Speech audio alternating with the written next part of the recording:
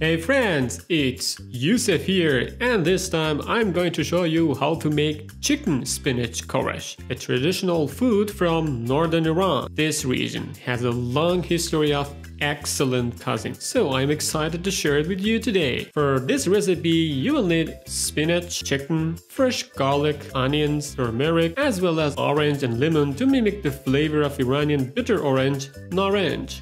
Butter a pan and let the chicken cook for 15 minutes on medium heat. Then chop the onion and garlic into sections and mash them. If you're using a stick blender like I am, it helps to shake the container while you're blending. Now it's time to flip over the chicken. We're going to season it with salt and pepper. You can also add the mashed garlic and onion to the pan along with some turmeric. Using 2 wooden spoons will help you get a more even coating on the chicken. Next, let's chop the spinach. Remove the ends and cut it into even sections.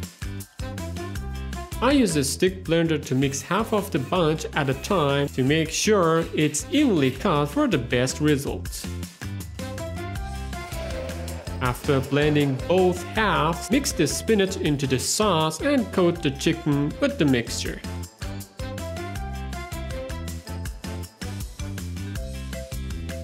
Add some water to the spinach container to get the leftovers out and add it to the pan.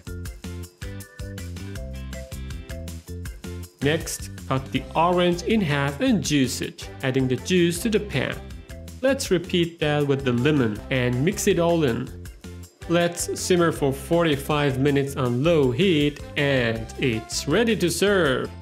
Thank you so much for watching everyone. If you enjoyed the video, please consider subscribing so you can learn even more healthy and delicious Persian recipes with me. See you next time.